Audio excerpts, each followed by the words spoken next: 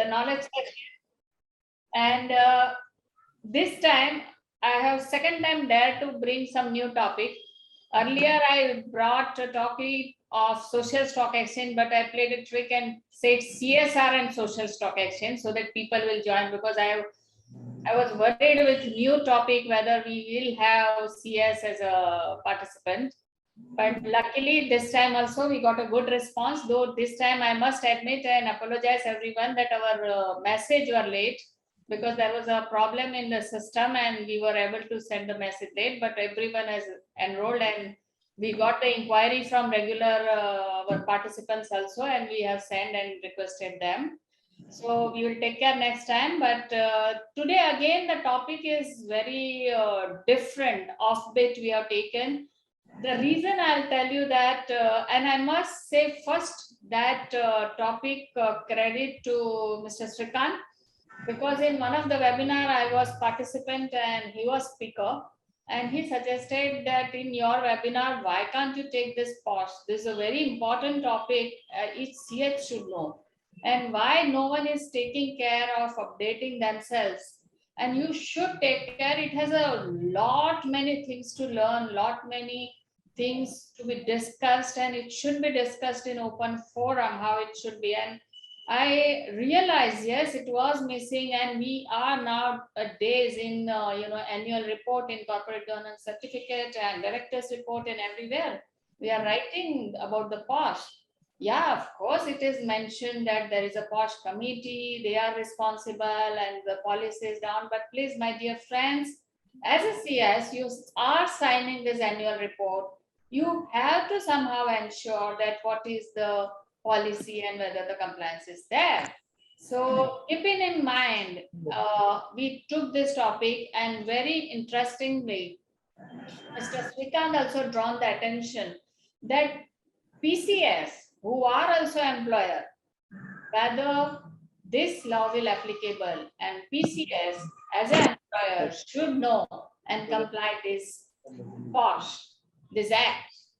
In view of this, both for employee CS and practicing CS, equally important as a compliance assurance and also as an opportunity to show your professionalism and contribute to the organization and to your clients. This is the topic for you, and we have most intelligent and experienced personality on our panel, Mr. Srikant Sharma and Ms. Ranjana Saboo. I will welcome Mr. Srikant and Ms. Ranjana. Thank you so much, Dipti. Thank you, Dipti. Thanks. And of course, our own Mr. Bala is always there. Welcome, Mr. Bala. To briefly introduce, Mr. Srikant Sharma is a Group Company Secretary and Vice President Legal of Fermenta Biotech Limited, earlier known as DIL Limited. Mr. Sharma, a fellow member of ICSI, is a law graduate and also Master's MCom. He has been designated as Group Company Secretary, Vice President Legal. He is also Compliance Officer of the company. He takes care of corporate commercial IPR laws, corporate CSR, legal, statutory compliance, cost compliance, other related matter of company of its Indian and foreign subsidiary. Interesting, sir. Core member of company's merger and amalgamation functions. Very interesting. Private equity participation in the company, heads the IPR and its management, CSR function, and member facilitator of Posh committee. Welcome, Mr. Srikant. Very wide experience and knowledge. Thank you. Really appreciate. I would like to invite you again on a different topic as well. Most welcome. We have another panelist equally competent and knowledgeable, and I know her since 15 years and we work together as a friend.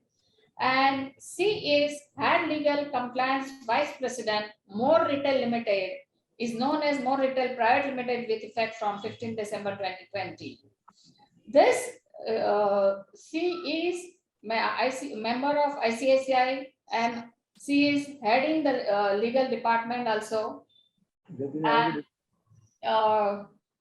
she is in charge, she was part of Posh, Ranjana, if I understand that, Posh committee, and she has very wide experience. She is heading legal experience, and she was with earlier. Ranjana, I have some mistakes in your profile. If you don't mind, can you introduce, please? So I have been a founder member for Burger King India, got that company listed. I have been a founder member for Tata Starbucks in India and got that company from incorporation to a decent state. I've been experience of multiple industries, which includes engineering, retail, QSR segment, financial institution, manufacturing. I've also worked a lot apart from the CS profile or a legal profile. I've worked in the forensic audit, got the exposure of amalgamations, mergers, and taxation with accounting background. And IPO. And IPO, yeah, for sure. Got that company listed. So, yeah. And she has very unique experience on retail outlets as she was with Starbucks, Burger King, and now more. And we used to discuss why interestingly I called that we used to discuss much, and she shared her experience on Posh, especially when this kind of retail industry you work, the challenges are different. And we have two different personality who will add to our knowledge. Welcome to our panel, and I will not come in between, and we'll start the presentation. I will request Mr. Bala to say a few words on the topic, then Mr. Srikant and Ms. Ranjana, and then we will start the presentation. Over to Mr. Bala, please. Good morning to all of you. I have a pleasure in welcoming you all for this seminar, which is a very, very interesting topic, which is the current topic, and which is also very highly talked. We keep on seeing the news items in the TV and the newspaper and other things and all these things, which is very much concern. And in fact, I being a old timer, I would like to call, before this act or after this act, because I've been witnessing the industries from mid 1960s. If you ask in 60s and 70s, it is very difficult to see many women folks are working in industries, because some or other only male employees used to be employed, women employees were not employed. Even the women employees used to be employed, the treatment, etc., and all this thing is not as that of the equal, although our article definitely says that the equality of the employment and equal opportunity and no discrimination, etc., and other things and all. And those days when we were working, not such laws were there actually, we were all governed. What do you call that? Industrial standing orders. That used to be the case. That was the only thing which was actually governing. The people used to adopt what we call model standing order, which is funded by the industries. They had to get it approved. That is what they're actually in the workplace. And apart from that, there was one more act. I remember it was also there, if I'm not mistaken, it was something like a indecent representation of woman Prohibition Act or something that was there, under which action can be taken. Those were the days. But somehow other, as the industrialization is moved on, and more women participation, women recognition is becoming more and more. I think after 80, we could see a lot of people who are getting in the industries or getting the things and other things. It was actually moving on. But still, whatever we actually see, you might have seen, because people would not have forgotten what happened in the capital city of Delhi in case of the Nirbhaya case, which was somewhere around 2012. And that is just 1 year before the Posh Act actually came. And not only that, even after that also, there was a Hyderabad incident. People would not have forgotten. That was on the title news, which was there actually. Because in the Hyderabad, what happened, one of the veterinary doctor who was actually gang raped by the 4 people, and they were taken they were shifting from the police custody to the inquiry place or something like that. In the process, all the 4 of them were actually got killed. That was a big issue, has been actually taken place, the people who executed, etc. Anyway, that is the part I won't discuss. But anyway, all the things actually started with the Bhavani Devi case in the 1992 from a place called Rajasthan, which was there. I must actually appreciate very much to this lady for upholding the extraordinary courage and also the conviction and commitment what she had actually. Because she has been actually working there as a, they call it Satin. That means a female companion. That is what she was doing it. She was contributing a lot of things to the development of the women and educating and providing. And she was mostly against for the child marriage, which was very prominent in many places. But somehow she got into the victim the case went on from 1992. Again, it was the gang rape, etc. Another thing, and also to somehow other the High Court, another thing it all got displayed. The case went to High Court, and even it went to the Supreme Court. In 1997, Supreme Court, another case has. Mr. Bala, I think this is covered in PPT. Yeah. I'm just giving a background. Ah. Because we had a, what do you call this, Vishakha Guidelines. And somehow in 2013, the Real Act has actually come into place. The Real Act is actually there today. So today what happens is the workplace, which is very important. I think Kavya is going to talk about what is the workplace, which is what is the important, etc. Because the escape used to be, employee used to say it has happened outside my premises, it is not the workplace. Yeah. And again, people used to say, no, we are no way concerned. It is actually in connection with the employment. So these things were there nitty-gritty. People, try to use all the loopholes, etc. Kavya is actually going to discuss all these case laws in details. Yeah. How it is traveled from 1992, how we came to 1997 Vishakha, and subsequently in 2013, the act which came into place. In fact, today, all the employer, especially not only it is only the manufacturing, it is everybody. As Dipti said in our initial remark, even the working place on the PCS, even less than the 10 people, small people, even that is also applicable. That is where it is there. The whole idea is to give the protection to the women folk. That was the case. And in fact, many organizations, they not only talk about only the women, they talk about protection to everybody. That is also there in the larger concept. Anyway, I think Kavya is going to cover all these things, and she is going to talk about the various case laws before Posh, after Posh, how the Posh has come, and the procedural aspects, what are required, the duty of the employer, employee, etc. And since we have the two experts in the panel who handle the Posh, who has been associated with the Posh, I think we will definitely have the practical insight, practical experience, how to handle, what is the thing, what is the situation, what are the we can expect. I think we can get the benefit of that. It is being a continuous learning. These are all going to be a very good learning in this session. That's what I look forward. Over to Mr. Srikant, please. Thank you. Mr. Srikant, your view on the topic. You need to unmute, Mr. Srikant. Thank you, Mr. Bala. You have encapsulated the background of Posh very well.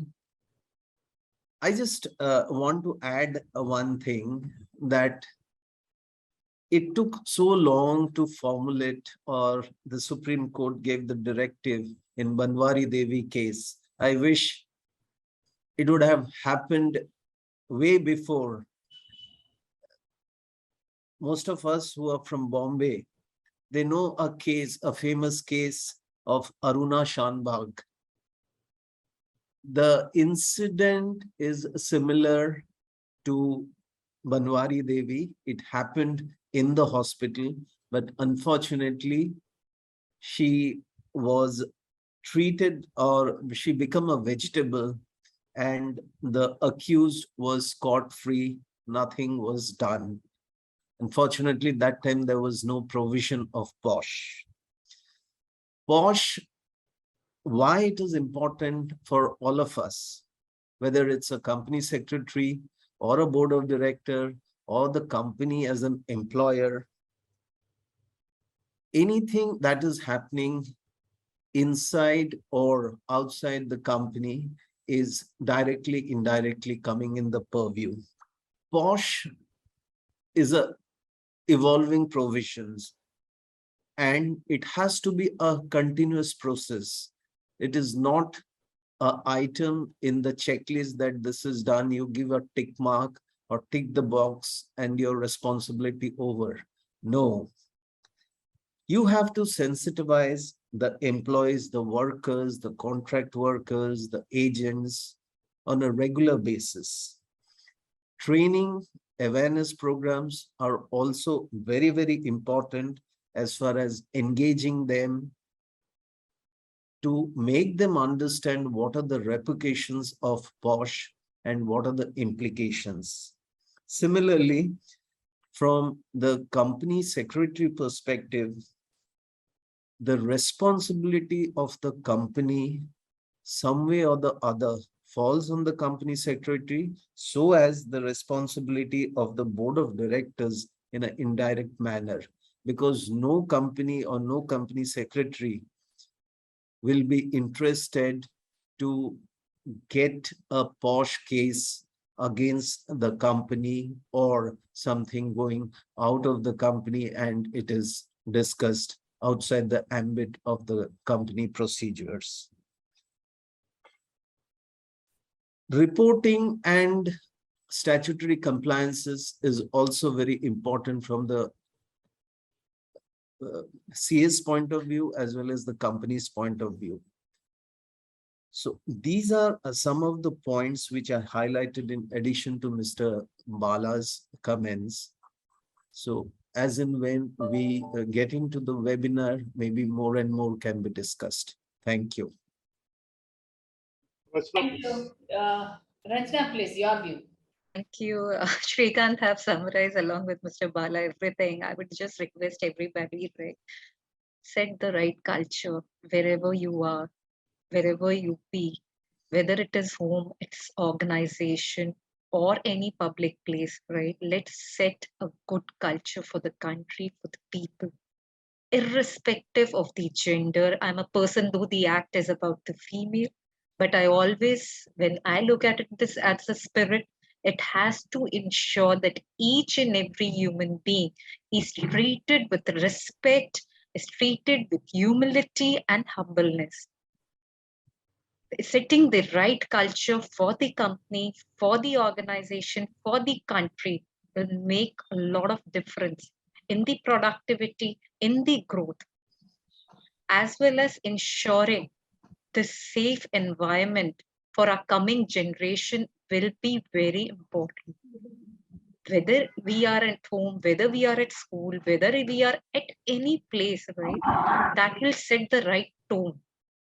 And for the growing economy such as us, the female plays an important role. And we all need to make sure wherever we are, we build the right set, right tone, and it should not only be a compliance tick box. My humble request will be, it has to be seen with the right spirit. That's it from my side. Thank you so much. Ranjana, you said it correctly. Basically, law cannot change anything, but the only thing is the mindset of the people. As you rightly address the right culture, that has to actually come with it.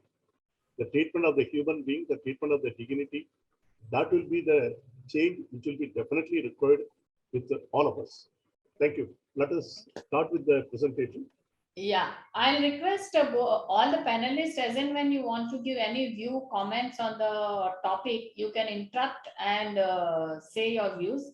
And participant, anyone who has your query on the topic when it is going on, please put it on the chat box. That will be helpful. And then as and when we want clarification, we'll request you to unmute. Thanks a lot. Kavya, please start the presentation.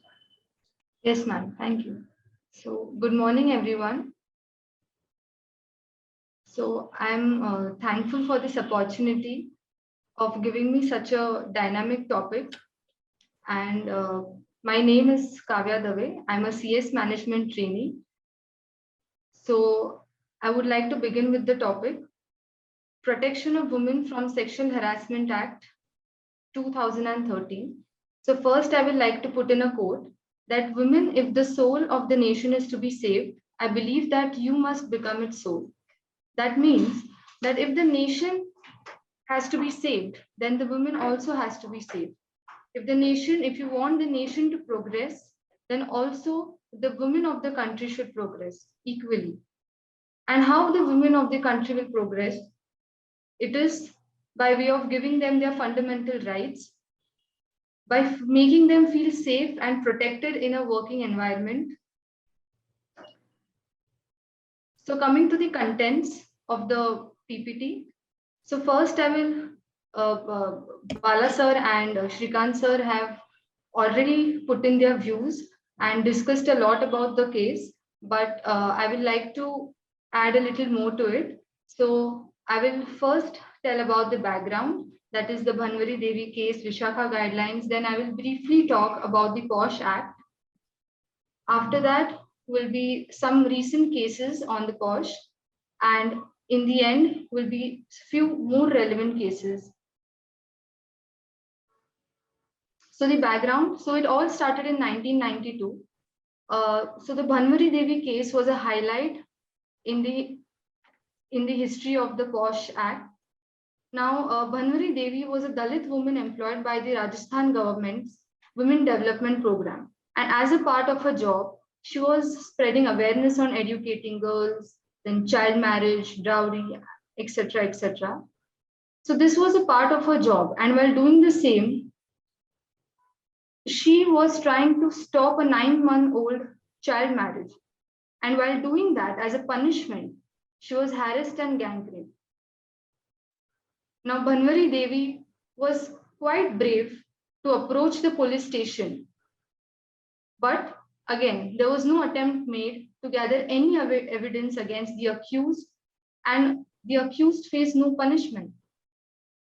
So because of this unjustified incident, many women organizations of Rajasthan and Delhi came forward to file a case in Supreme Court, because they understood that if Bhanwari Devi was unsuccessful in doing so, at least we should make a move to it.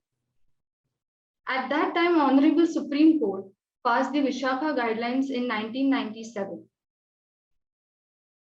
Thereafter, in the landmark judgment of Vishakha and others versus State of Rajasthan, Supreme Court gave the guidelines. Now, these guidelines had to be followed by all the establishments dealing with sexual harassment complaints at the workplace, and to ensure safety of women. That was the most important thing here. Now, Justice J.S. Verma, who was the Chief Justice of India at that time, observed few points here. He observed that such an incident may lead to moral corruption among the victims. It may also encourage more accused people, or the more people to do something like this. And it also shows the urgency of safeguarding the social need to ensure protection of working women. The most important point here was that such an act violates the fundamental rights provided under Article 14, that is right to equality, Article 19 and Article 21. Though under Article 32, effective redressal was required, certain guidelines for the protection to provide a safe working atmosphere. Even the Union of India gave its consent. And why this Vishakha guideline is more important is because for the first time, sexual harassment was described. What is the meaning of sexual harassment? So now, sexual harassment was defined by Supreme Court in the Vishakha guidelines, and it meant that any unwelcome sexually determined behavior, which will include physical contact and advances, demand or request for sexual favors, sexually colored remarks, showing pornography, or any other unwelcome physical, verbal, or non-verbal conduct of sexual nature. Now, it is very important to note here that even any verbal or non-verbal conduct of sexual nature will also be covered under the meaning, whether it is in government, public, or private enterprise. Also, it need not involve any physical contact. And also, mere implicit or explicit promise of any. So if an employer or any person who's at a higher position promises to give any preferential treatment or threatens the female employee, then that also amounts to sexual harassment. Further, it also expands to creating a hostile work environment. Now, even a hostile work environment out here means sexual harassment. Now, hostile work environment does not necessarily mean sexual harassment. It does not include all the instances of sexual harassment, but also any discrimination in the workplace that might impact the person's ability to work in any manner will amount to sexual harassment. Kavya, 1 minute. I think every one of us need to understand the meaning of sexual harassment. Basically, unless we know that, can you go to the previous slide, Kavya? Yes, ma'am. That unless we know this, we all will be in a problem. because it can be understand that this is the situation created in the organization as an employer or as an employee as well, or as a boss. Here interesting question comes, I'll ask to panel, that if a boss is lady and subordinate is also lady, and take it to the second slide, Kavya. Yes. And this hostile work environment, harassment, discrimination of any kind. For example, a lady boss is harassing lady assistant and giving favor to another gent's subordinate. So will it be a breach of POS, and it is subject to the hostile environment, work environment? Over to panel, please. Ranjana, you want to reply, or I'll just Srikant, you can carry on and then I'll add on. Dipti, if you see the act is women-centric. But most of the corporates, what they have done, they have gone one step ahead, where they have covered the employees per se. When I say employees per se, it includes your male employees, female employees, and the transgenders. Now, if any female boss is humiliating or intimidating her junior, who is also a female employee, then my view, it can be tried if your policy is adequately equipped to handle this type of cases. Ranjana, you may add if I have missed something. So any sort of preferential treatment or detrimental treatment or humiliating behavior can tantamount to a creation of a hostile environment and hence can be considered in the POSH. Having said that, in the current scenario, which Dipti has stated, a harassment by a female to a female, right? Since the aggrieved party is a female, right, can apply under the POSH. I was also considering, because POSH is not telling only the harassment by male. If the victim is woman, she is employed, she is protected. My understanding is correct? Absolutely right. Absolutely right. Absolutely. So please, my dear friend, be clear that if a victim is woman and she is harassed, whosoever is defaulter is defaulter. That no gender bias is there. This is a very important learning. And also, I think, yes, Mr. Srikant rightly mentioned, now the company wants every employee to cover, which rightly it should be, because it's also sometimes injustice to the man employee as well.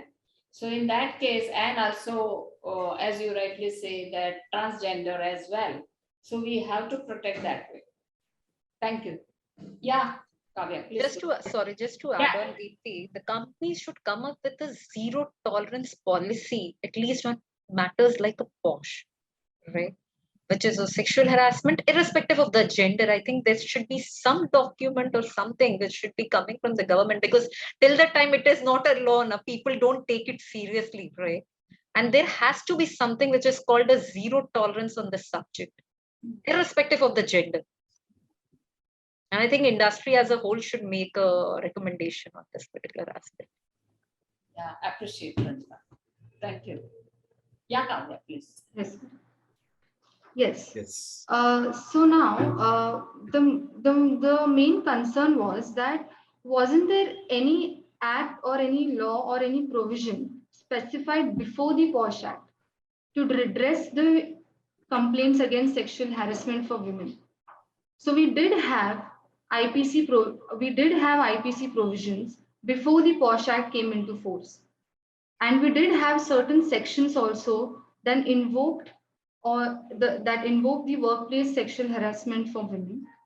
Now, Section 354 of the IPC dealt with assault or criminal force to women with an intent to outrage her modesty and prescribed certain punishment for the same.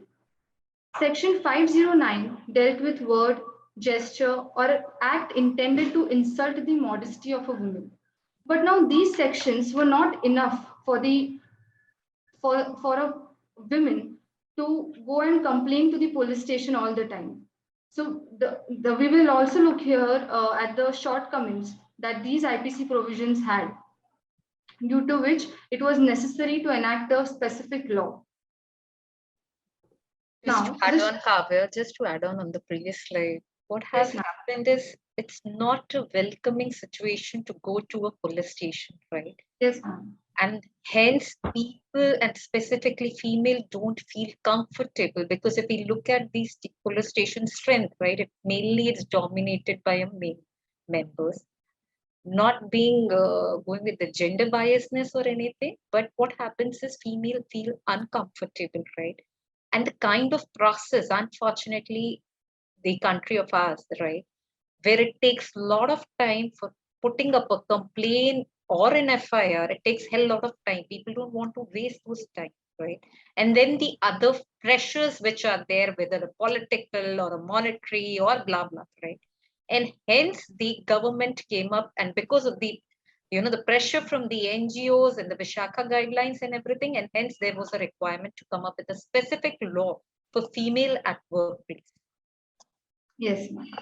Not only that, Kavya, probably somehow or other in our country, I have a very great respect to all the female, because they are in the different capacities, like, mother, sister, sister-in-law, mother-in-law, enormous role they are actually playing it.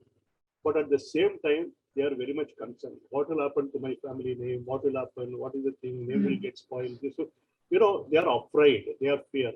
And moreover, it is a very sensitive issue. And, especially in the family, where other sisters, other thing, what will happen to the other sisters, the name will spoil, how they will get married. All this sort of the fear, etc., is there. And again, coupled with our system, male domination, many people were reluctant to go, and a lot of things goes unreported actually. That is the issue. That is why I said in the beginning, the mindset has to change. Right. Yeah, Kavya, please go ahead. Yes. So as Ranjana ma'am had already added, so the shortcomings in the IPC provisions was that there was no complaints committee. So if you look at the IPC provision, there was no mention of a committee or a tribunal or which place a woman should go when she is sexually harassed. So every time she had to go to the police station to file a complaint. And obviously, as Ranjana ma'am has rightly pointed out, that it is not an inviting place for a woman, because every time going and filing complaint, and again if the police do not entertain her or something like that, then again there was no proper definition of what constitutes as sexual harassment. It depended totally on people's judgment and thought, as we had in Vishakha guidelines. But again in IPC provisions, so in IPC in the code, there was no definition of sexual harassment. And also there was no specific law or procedure prescribed in the provisions. And because of all of these reasons, there was a much needed time to enact the law. Though now this law, it was going on since 2010 to bring up this act into picture, but it finally was passed in 2013. And it is also called as the Sexual Harassment of Women at Workplace Prevention, Prohibition and Redressal Act. Now, the main act is obviously to provide protection against sexual harassment of women at workplace who are in employment and not otherwise. Now, this is also a very important point. So, this is basically only, it gives protection to women at workplace and not otherwise. Then, primary reason for enacting this law was because, again, as I said earlier, that it was violating the fundamental rights of women under Article 14, 15, 19, and 21, that is right to equality, freedom of speech and expression, etc. So in order to safeguard the constitutional rights of women and so that the women also could secure a safe environment to work in, the Posh Act was passed by the Ministry of Women and Child Welfare. Now, the role played by Ministry of Women and Child Development. So they had published a handbook on sexual harassment where they gave more detailed instances of what can constitute as a sexual harassment. So it includes sexually suggestive remarks or repeated offensive remarks or any inappropriate questions, then display of offensive pictures, sexist pictures, posters, MMS, SMS, WhatsApp, even this is included in the definition. Then any unwelcome sexual advances, any intimidations, threats, blackmail, etc. Everything will cover in the definition. Just a sec, Kavya, just to add Yes. on, the definition is very clear from the word includes. So this is not only restricted to these 4 or 5 or 10 pointers. It can also bring the way we are growing and everything. So now there is work from home, right? The culture is there, right? It is also included because it is in the due course of employment. So the word includes is a very important, line on this entire scenario where it covers a lot of things which are even unwritten. Yes. And depending upon case to case, right? Very interesting topic or point you brought, Ranjana, that work from home, since they are performing the duty at that time, if anything happens, the employer is responsible.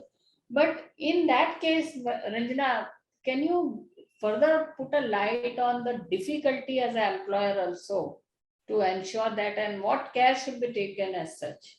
See, Dipti, for any organization, as I stated, prevention is actually the focus. It's not only the redressal mechanism or the investigation, the guidance to the employee, each and every employee's training, creating awareness, do's and don'ts, right? No abusive language, even to come up with I have seen a lot of organization, the F languages and all sort of A to Z language. I do not want to highlight those, right? It has become now, because of the foreign culture or anything, we as an Indian, we also have started using it, which is very abusive, right? Yeah. And at times it has a declaratory remarks or a demeaning words for a female in specific, and hence should be avoided. And as I stated, it has a zero tolerance. The company should come up with a policy on those around. But when it comes to a work from home, yes, we find at times difficulty, but looking at the overall personality of the person, overall, and ultimately, even if there is no proof which the female can provide, still her right, her thought process will be valid, and the decision accordingly will be taken. The gravity of the punishment can depend from a warning letter to a termination letter, depending upon the circumstances and the the entire evidences which have been tabled and things so forth. But yes, the action will be taken on that particular aspect.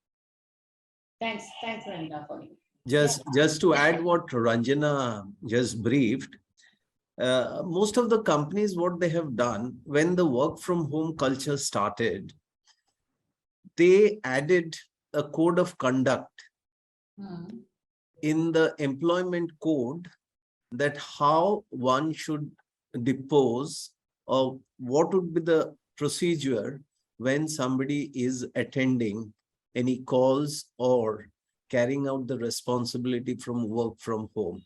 So it was embedded in the code of conduct of the employment policy, which in turn put the onus on the employee that if you are exceeding the limits or if you are not following the norms which is there in the code of conduct, there is a possibility action can be taken if there is a misuse. Yeah, very interesting. As you rightly said, Srikant, when it's a work from home, there can be a video conferences, video calls and other thing and all, which actually happens. Right. When the video calls happens and other thing and all, I would rather feel, even if remarks such as, you come with a better makeup, you dress yourself better, these are all the things will also constitute under this definition. Yeah. Just on the lighter note, even the lawyers, they were attending hearings. without proper dress codes. Means some of the lawyers, they have attended with, vest and all. So even for them, the judges given directives that when you are attending any online hearings, make sure you follow the dress code when you are deposing before the judge. Yeah, it's not only Yeah. basically. So what I want to say that it has a 360-degree impact, considering the peculiar situation we are going through. Right. Right? Yeah. Dipti, Thanks. Dipti, please Thanks. carry on. Yeah, please. Yes. Now, so even the UN Convention has described discrimination against women as any exclusion or restriction made on the basis of sex, which has effect of impairing or nullifying the recognition or exercise by women on the basis of equality of men and women of human rights and fundamental freedom in every field of work. So, and India over here is a signatory to the UN Convention on Elimination of Discrimination Against Women. And now by signing the convention, all the states commit to incorporate the principle of equality of men and women and abolish all the discriminatory laws. And also, they are free to establish tribunals or other public institutions to ensure effective protection of women. Going further, now certain terms that are used in the Posh Act, which we all should be aware of, is aggrieved woman. So in relation to a workplace, again, a woman of any age is covered under the Posh Act, whether employed or not, who alleges to have been subjected to any act of sexual harassment by the respondent. In relation to a dwelling place or a house, a woman of any age who is employed in such a dwelling place or house is also covered under the Posh. Now, this is very interesting. The workplace applicability. So the Act applies to all the establishments, companies, organizations, whether it is private or public, who employ more than 10 or 10 employees in the for a company, whether they are permanent, temporary, consultants, interns, contract workers, irrespective of the gender and irrespective of any business or industry they work in. This Then is again, very crucial, Kavya. Just a minute. This is very crucial. Whether it is permanent, temporary, ad hoc, consultant, in the contract. So if in your organization 10 people are there, you have to, this act is applicable. It's virtually the understanding. Am I correct? Yeah. And I think 10 people will be there in even a smallest office. If we consider permanent, temporary, if you are bringing a cleaner also, you are appointing cleaner, you are appointing pure, and then a receptionist and other worker as such for cleaning other office and all that. I think this will cover each and everything. It's very crucial. Otherwise, people think 10 employees, generally PF, ESI concept kind of thing, employees concept, but it is not employee. Even you appoint consultant or a hire person on a contract basis. Right. Thanks. Sorry. Go ahead. yes. Any department, organization, undertaking, establishment, institution, office, whether which is established, owned, controlled, or substantially financed by the funds provided directly or indirectly by the government or the local authority or a government company or a corporation or a cooperative society is also included in the workplace definition. Then any private sector organization or a private venture, enterprise, institution, non-governmental organization, unit or service provider carrying on commercial, professional, educational, industrial, health services, or financial activities, including production, supply, sale, distribution, or service. So basically, all in all, it's a very holistic definition provided in the Act. Hospitals and nursing homes are also included. Any sports institute, stadium, sports complex, competition or games, whether residential or not, used for training, sports, or other activities relating to that also is included. any place visited by the employee arising out of or during the course of employment, including the transportation by the employer for undertaking such a journey. And a dwelling place or a house is also included in the definition. 1 minute, Kavya. I will request panel to put some light on this. Any place visited by employee arising out of during course of employee, including transportation by employer for undertaking such journey. I will request you would like to elaborate or explain this topic, this as such, both the panelists, please. Ranjana, you want to? Okay, I'll start it. So this, I'll just give you an example. Say suppose two employees, right, travel to do an outstation travel. They stay in a hotel. Now, if Mr. X has humiliated Miss Y, right, whether it will be covered under the POSH, the answer to it is yes, because it was on the course of employment, right? During the course, they were on the official visit. Even if you look at it, there are a lot of bus facilities or a transportation facility being provided by the company.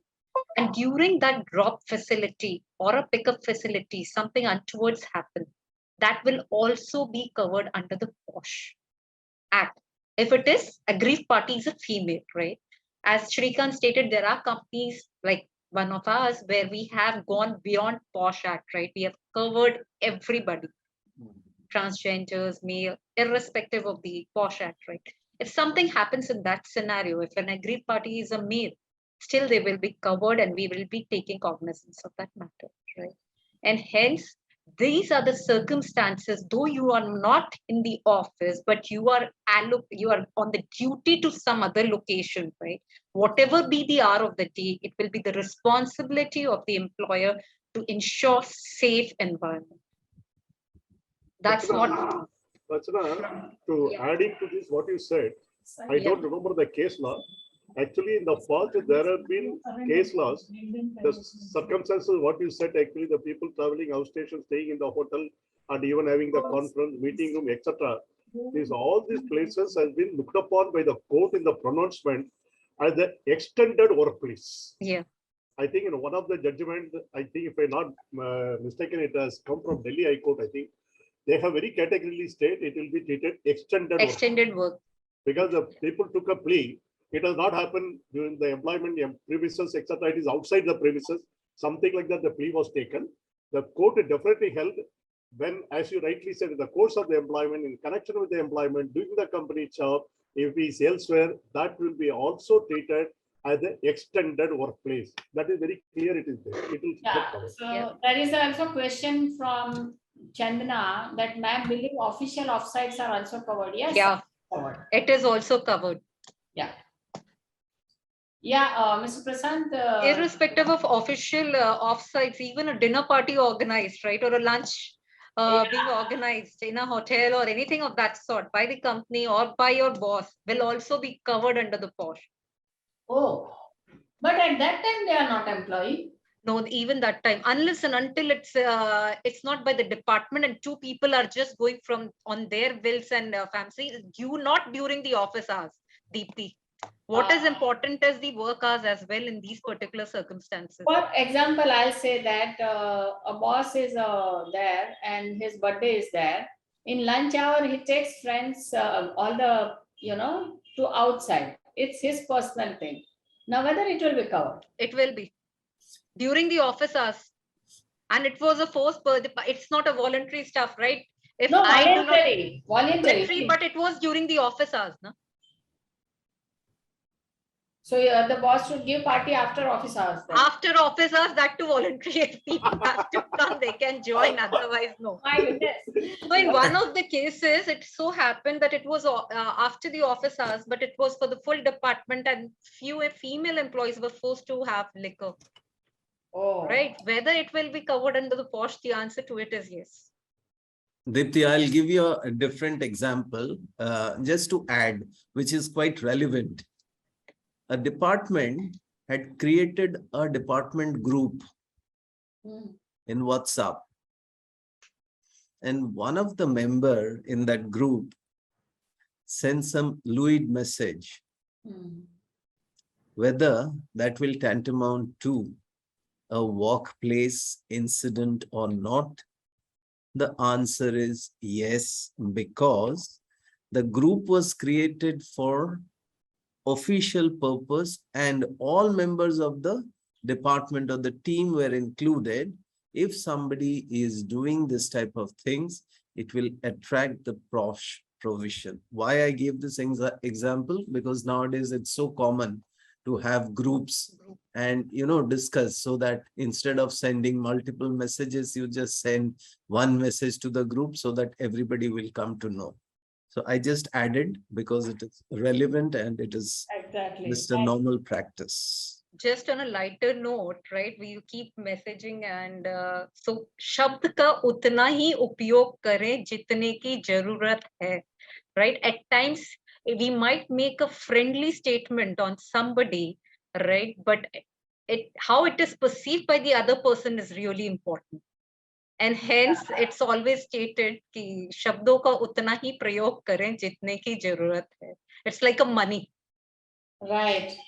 We have to be actually this many times it is observed that initially the certain organization are now reluctant to take women employees and they are extra cautious. Certain time it is also discussed that it is very difficult to be friendly. We don't know anytime what it will. It is also the correct thing that many times you talk in a friendly way and it can be turn out to be bad. So people are also worried with that, whether we should or should not be in a friendly way during working hours, may not be working hours, during lunchtime. And that is one of the important one interesting question by Ms. Nitin. Lunchtime is office hours. Yes, it is during office. It doesn't give you a liberty to have loose conversations, right? Whether and one thing, very important thing, it is office hours and you are paid for that hours. So purely it is office hours.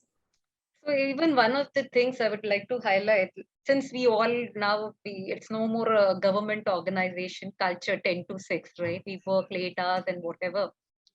And at times the question comes whether those extended hours will also be considered as our working hours. The answer to it is yes. If you're working or anything and somebody makes a loose comment, even on those hours, right, it will be tantamount to an harassment. So if they are working for the organization at that time, duty directly or indirectly, it is covered. Yeah. Yeah. Again, the wording is there, no, the course of employment. Yeah. That is the thing. Yeah. Wider coverage. Course of employment, not during employment or duty, performing duty. Yeah. Thanks. Yes, Kavya, go ahead. So it is to be noted that workplace definition will also cover work from home concept as employees working during the course of his employment, as Ranjana ma'am and Dipti ma'am have already spoken about it. Also, it was included in the last point, which we saw. The definition is wide enough to cover a firm of practicing company secretary, any small firm, big firm, it is also included as it is a workplace. It also includes unorganized sector, such as for domestic workers, then parlors, shopkeepers, saloons, everything is included in the definition because even they are at their workplace and during the work, in the course of their employment. It is very important. I request all PCS firm to take care and ensure that they have Posh committee because it is a compliance. It is difficult, but you have to ensure that. And in our PCS profession now, more and more women are there. Even in our organization, we have Posh committee as well. And thing that you have to have outsider person on that Posh committee, and we have to follow the line. So that's why even this topic was very crucial. I was mentioning that earlier that, PCS or employee CS both should know this. And as an individual, whether whatever is your gender, but it is necessary because it is not only for your protection, but it also gives the warning how one should behave with other colleagues. So both are necessary to protect and to not to by also chance or by no intent do breach this law. So both way we should know, and as an employer, you should know what is the compliance. And that's why it is very interesting. There is a, but how domestic helps are covered as there is a restriction on number of employees for its applicability. Ranjana, panel, the question from Namita is, but how domestic helps are covered as there is restriction of number of employees for its applicability? So if we look at domestic help, though not covered under the Posh Act, right, but still they can go to the local complaints committee and can lodge their complaint. And in case of the PCS or people who are not having, or a small setup, right, having 2-3 people, right, still if there is something, they can reach out to the local complaints committee, which is there. So every state government has come up with the, for each and every state. And there are, with every district, they have come up with the local complaints committee as well. So if there are small offices, small setups, my request will be put up a poster with the contact details and the name of the committee member or the hotline number or a sheet box details, right, where the people can put up their complaints. No, it Srikant, if you like to add on. It is not covered. The coverage of ICC committee is only for the number. Yeah. That is all. If the ICC committee is not required to be constituted less than the number, as you rightly say, people have to put the state setup local committee. Yeah, I think we are taking committee later also. I think still Kavya is coming, right? Committee? Yes. Yeah, committee is coming. Yeah, okay. Fine. No, just to add here, Yeah. there is a specific, the person who has asked the question, I would just like to inform that there is a specific definition under section 2E of the Act, which covers the domestic workers, and they have also segregated who will be eligible to come under domestic worker and who will not be eligible to come under domestic worker. Okay. Okay, so why I highlighted this point, it is defined specifically as far as the domestic workers are concerned. If you read the definition, they will come to know, or the question will be answered in a better perspective. Section 2, subsection E. Right? Okay. Okay. Thanks, Mr. Srikant. Hello. Yes, please. Yeah. Yes. Yeah, I have one question. Yeah. It's a unique case, but I would just like to give a background. So I have not be able to put in the comment section. The thing is that in one of my previous, I would keep all the things confidential. One girl from in the same department, one boy and girl in the same department, they became very close to each other.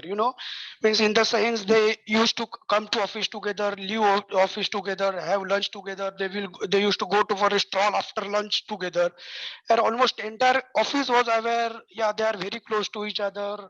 Even though the boy was married and the girl was unmarried, and they used to even travel together. Means everybody was thinking that that's their personal choice, personal their office is not matter. Office people are not matter. This was going for around 6 to 8 months, and everybody was thinking that really they must be having some affair within them. But suddenly after 6 months or 8 months, maybe something conflict or fights may have happened between both of them. And after 8-9 months, that girl came out and lodged a complaint before the legal department saying that, I am getting sexually harassed with this from this boy. Now, considering this background, this scenario, last 8 months, what was going on within them, entire office was aware. So how we should deal in such scenario? Now, whether might be at a revenge, maybe something might have happened, we don't know, may have, and now the girl came out with this complaint. How to deal with such cases? What happens is, I'll just give you our perspective. We have seen similar situations in our organization where we have worked or we are working, and we have investigated the matter. Since it was consensual initially, right, the girl agreed, and then she was apologetic about it while she filed the complaint. But after the relationship broke down and both of them confessed, right, the boy was still friendly and the girl stated no. Once the persons have stated no means no. And then the boy needs to, behave. So that's where, and depending upon the matter, right? It's not determination. You can put two people into different offices. If you do not have different offices, then boy obviously needs to be, because the act is for the female, right? So, and hence the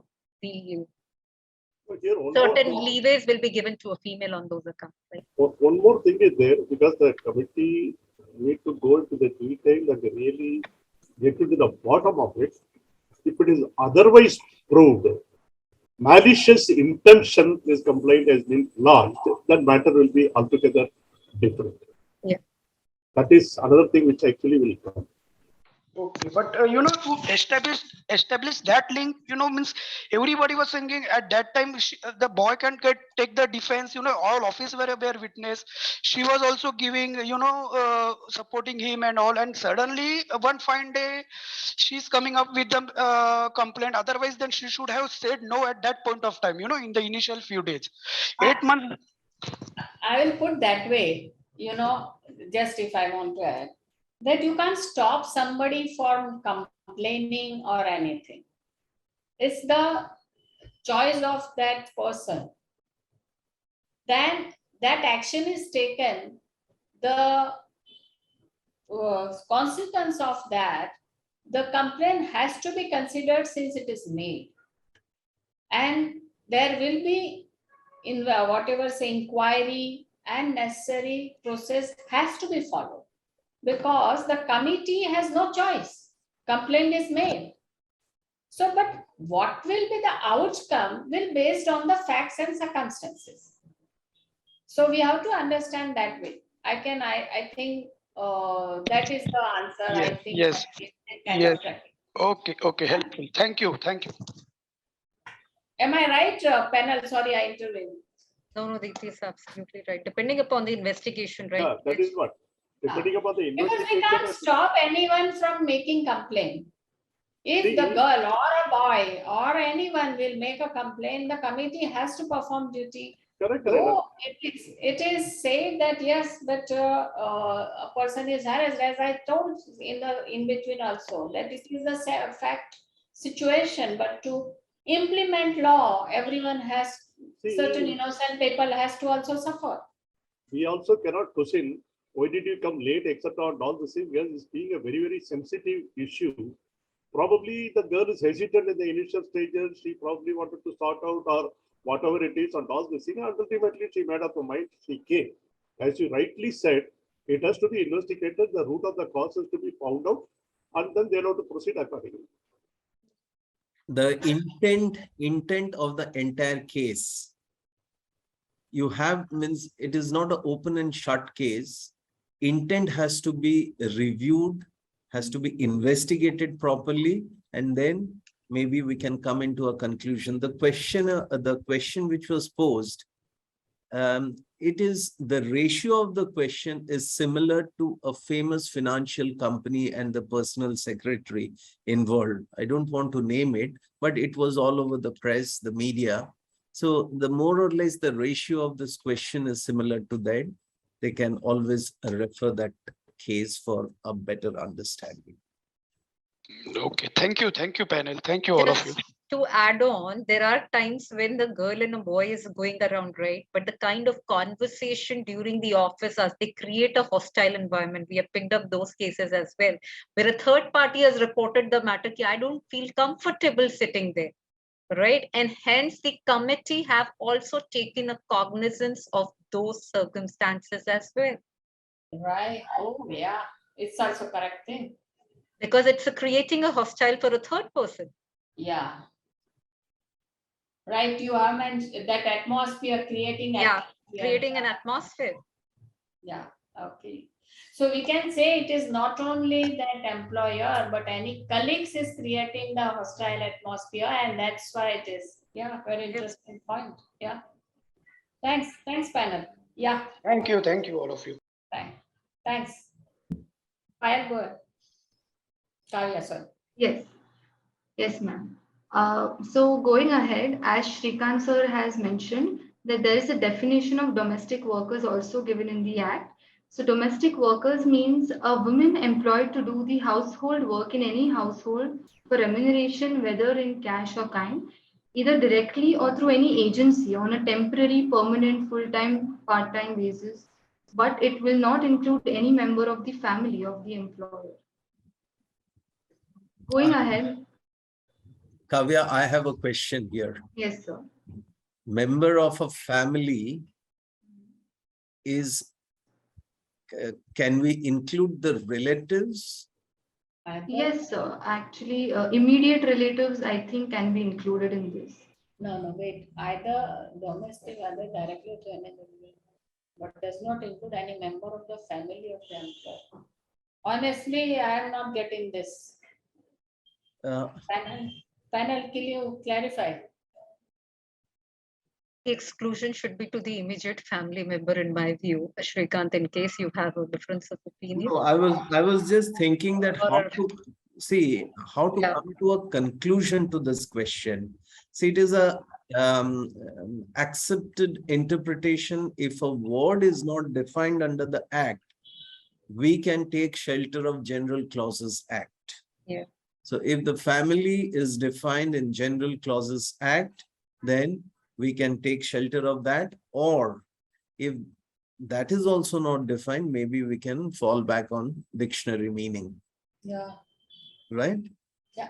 Just to conclude that if this type of situation comes, what are the options available to us? Right. Right? Please Yeah. go ahead. Yeah. Okay. Yes. Thank you. Thanks. Yeah, Kavya, go ahead. So about the Posh Act. Now, Vishakha Guidelines, even though they were enforceable, Supreme Court had laid down these guidelines, but they were not legally enforceable because it was not a specific law or a specific provision or anything. So because of that, Posh Act had a lot of importance, and the scope of the Act was much wider and stricter in application than the guidelines. Now, the Act shows the responsibility of the employer towards the employee of the organization. And previously, as I've covered, that aggrieved women will include a wide range of women irrespective of their age and employment status, while the workplace includes corporate, private places, organized and unorganized sector. Then, for every stage of the complaint and the procedural part of it, there is a specific time limit provided in the Act. It also provides for establishment of two important committees, that is Internal Complaints Committee and External Complaints Committee.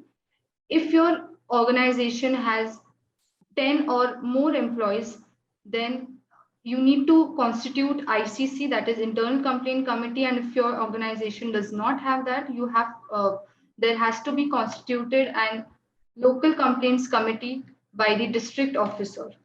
Or suppose if an employee has to file a complaint against the employer itself. Now I have briefed the provisions of the Posh Act, that is Section 4 and Section 7 of the Act. Section 4 deals with constitution of ICC and Section 7 constitution of Local Complaints Committee. So every employer at workplace shall make by order in writing to constitute ICC, and there shall be a presiding officer who must be a senior female employee of workplace. There shall be 2 women members amongst employees who have legal knowledge or are committed to the cause of women, and there shall be 1 external member, women member from an NGO or a women rights activist or somebody who's respected and heard in the society. Over and all, there shall be one half of the total members shall be women. Quorum for the committee shall be 3 members to take up the proceedings, and the tenure of each of the member will be 3 years. And a little similar is the constitution of Local Complaints Committee. So here, district officer will constitute the LCC. Committee shall have a chairperson who must be amongst the eminent women in the field of social work. There shall be 1 woman nominated amongst the women working in municipality in district. There shall be 2 members, and out of which 1 shall be a woman from NGO familiar with the issues of sexual harassment. And again, the committee tenure will be 3 years. Now, Section 10 of the Act deals with conciliation.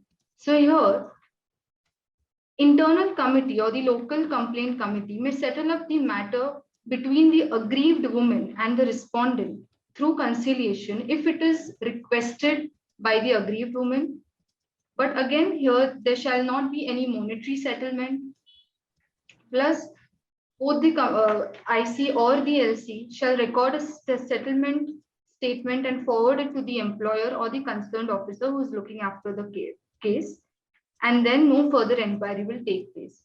But again, here it is important to know that it shall happen at the request of the aggrieved woman, because sometimes women will not be comfortable in prolonging any case or bringing the case forward or something like that, or she maybe wants to keep it confidential only to herself. 1 minute, Kavya. There was a question as regards constitution. The question from Ms. Namita: why the constitution of the ICC requires woman presiding officer? The answer is very simple. One, the law mandates, and number two, as the act is women-centric, women can explain the incident in details if there is a presiding officer or other women member of ICC. That is the objective.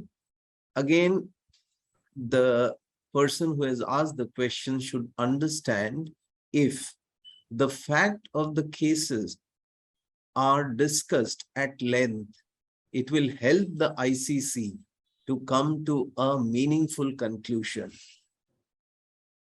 That is the spirit why the act was enacted, having a presiding officer as a women employee. And Mr. Srikant, I remember you were telling that the women are comfortable talking to women, and they are very uncomfortable even the presence of any other person other than woman in the committee, and many times it's to be facilitated, right? You are discussing the same thing. Yes, yes. And there is, thanks. Another question is, can a KMP become member of Internal Complaints Committee constituted under Posh Act? There is no restriction per se. Okay. KMP can be a ICC member. Yeah. Ranjana, anything you want to add? So basically, when a ICC is going for a conciliation process and everything, again, as you have rightly pointed out, Kavya, the matter has to be explained in detail, right? And the willingness and the consent letter from the aggrieved women has to be taken on record, and then the process needs to be initiated, right? Yeah, very much important consent letter from the company. And there has to be no monetary benefit for sure. Yeah. And no pressure, because that's something which has to be really written. A smart consent letter has to be drafted accordingly. Yeah. And as regards the comment about can a KMP become member of Internal Complaints Committee, I was telling that this is the very important area where the CS can contribute. And if they become the member of the committee, then they have to ensure the policy implementation. Policy is as per the law and the other compliances of the law. And it can be the compliances officer. And here I was to ask the question that who is the compliance officer under Posh? They have to appoint actually. The law requires that way. They have to appoint. In fact, when I was working in the Vodafone group of companies, a senior women manager was appointed as a compliance officer. Dipti, there is a provision in the act if the employer is not appointing any compliance officer, by de facto, the company secretary will be considered as the compliance officer. Correct. Am I right? Oh, so then each CS should be ensuring this. We have to discuss this. Thanks, Mr. Prasad. You mentioned this and I have taken this topic. Thanks to you. Yes, CS, And non-CS are becoming aware that if they have not taken care to mention who is a compliance officer, which should be by board, right, Mr. Prashant? Yeah. If they themselves miss to take this item in agenda, they will deem to be the compliance officer. Yes. And any breach of the policy or the implementation or the duty of compliance committee, they will be responsible as a compliance officer. correct, There is- absolutely. Yeah, that's the it's more reason why a company secretary being a KMP should be a part of ICC. Exactly, and a very big role to play because they are supposed to know the law. And Right. they are known to be a compliance and governance professional. Right. And I think any organization will incline to make CS only the compliance officer for this, like, because as in the annual report everywhere we mention. Not only that, even the Companies Act 2013 actually gives a greater response to the company secretary, although he may not be personally complying himself, but he has to ensure compliance of all the applicable laws to the organization. Yeah, that's why we took the topic, but it was very interesting point. Mr. Srikant said that if nobody is made compliance officer, then CS will be deemed to be the compliance officer. So if a CS of the company is not knowing that he or she has to specifically nomenclature or give the person responsible as a compliance officer under Posh Act, otherwise if that is missed, then that person, company secretary, himself or herself is responsible under the act. Very informative. Thanks, panel. Yeah, Kavya, go ahead. Yeah, sorry. There was a one question also from the participant. It is said Mr. Mukesh is said we have 25 of group companies, that is associate and subsidiary, etc., having more than 10 employees or even less in few, whether we can make a master policy applicable on all the group companies or we have to adopt the policy in each and every company individually. And I can put, sorry panel, I will add one thing, whether this internal committee should be constituted in each company or master company, main company, it is fine. Over to panel. The best thing is that each and every company adopts the Posh policy of their own. They can get the standard draft from the main company and can adopt the same and can have the own ICC setup to govern the entire process. Yes, Srikant. Just to add, Dipti, it is mandatory to have the committee not only for the company, but for all the units and facilities. Yes. That's number one. Each and every office yes. and establishment. If Dipti, your firm is having 10 locations, it is your responsibility to have ICC at each and every location. That's number one. Number two, master policy, yes, what Ranjana is saying, that you can adopt the vision statement, the procedures, everything, and can be adopted with other companies or other group companies. And in that group company, if there are, you are finding it difficult to constitute a ICC committee, you can always take help from other companies, female members or female employees, and can constitute the ICC committee in order to fulfill the requirement of the Act. Okay. Okay. So in short, each and every location ICC committee is must, and if in a particular company there are no sufficient female employees from other companies, they can be ICC members to comply with the regulations of the Act. Okay. Clear? Thank you. Yeah, Kavya, go ahead. Yes. Yes. So now section 16 and section 17 of the Act specifically deals with the confidentiality of the contents of the complaint if made by any aggrieved woman.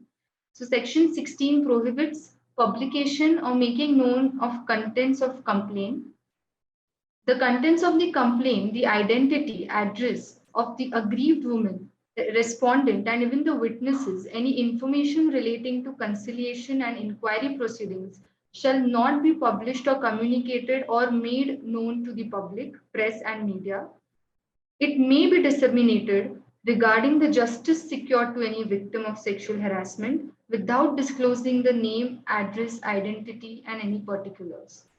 Section 17 prescribes penalty for publication or making known the contents of complaint and inquiry proceedings. So any person who has the duty to handle the or deal with the complaint contravenes the provision of section 16, that is, if he publishes it or if he makes the contents known to the media or public or press, then he shall be liable in accordance with the provision of the service rules. Now we come to the procedural part of the complaint. Just a sec, Kavya. So just to add on, right, the confidentiality while an investigation is going on to be maintained even by the ICC member, right? It cannot be, we are in an organization scenario, right? It cannot be a gossip around the tea table or anything. These are very sensitive matters. And hence, even we have gone one step ahead and no conflict of interest, right? Because there are times when the relatives are also working in the same organization. And while we take a sign off for each and every complaint, even from the ICC, because that's appointed within from the company members itself, right? And hence, no conflict of interest is to be also considered. Otherwise, there can be a biasness in the inquiry. Okay, right, very interesting point. Yeah, and there is one question that from Mr. Mukesh, Constitution section 4 to C, Constitution of Committee, whether it requires only female member here, NGO, outside expert, etc. Your majority of the committee member has to be female. Having said that, external help, I mean, the constitutes, you can even choose a male member, but from that perspective, actually, if you look at it, it's always better a female to be there as on the expert committee when an external member is being there, because there's more independence. And while female, because this is the act which is more for a female centric, and hence it's always preferred, while even the communication with the presiding officer is happening, or an external member is also present to give the comfort to the employee. And can I put the question here that since the Constitution of Committee has minimum number mentioned that from NGO and woman employee and all that, and if you want to, as we are talking about, it should be neutral. Why only woman centric when the now the organization is becoming that you can have in the committee a male member as well, and if there is a transgender also representative of company can decide that constitution. Am I right, panel? Yep. But majority in the committee, so 3 members, when they say it, the committee always has to be an odd number, right? You can have 7, you can have 5. 3 is a minimum bare number which a committee needs to be constituting of. Yeah, so we are talking about minimum number, but you can add it to your convenience, the odd number, so that it give representation to and others. From the other sectors, other genders. Yeah. HR head shall be member of invitee here. Ideally, it should not be, though the act doesn't prohibit, but to be more fairness, because HR representatives are the spokesperson of the employer, right? And there are times when there are certain decisions or the recommendations being made by ICC, it should not be, in a different connotation, and hence it's always better that the report is being marked to the managing director of the company, and HR is out of it, because they govern the policies and the procedure for the entire company. Okay. That's where, Dipti, it's a very thin line, though the act doesn't bar from anything of that sort. But again, to bring more transparency, it's always preferred that the involvement of HR is minimum. On governance angle, you are talking. Yeah. Srikant, anything on this side which you like to highlight from your experience? No, from as far as invitee is concerned, there is absolutely no restrictions. What we have done, depending on the nature of the case, sometimes we do invite a female member from the HR team to be a part of the meeting. But as you, Ranjana, as you rightly said, there is no restriction. It is depends on the company to company. And at the end of the day, if by inviting somebody is going to help the ICC to come to a rational conclusion, a meaningful conclusion, it is always welcome. Okay, thank you. Thank you, panel. Yeah, come, go ahead.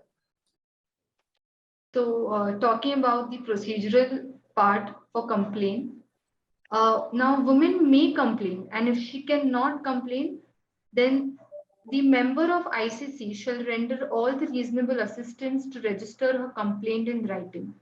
And if by any chance the woman cannot complain, then her legal heir can do so.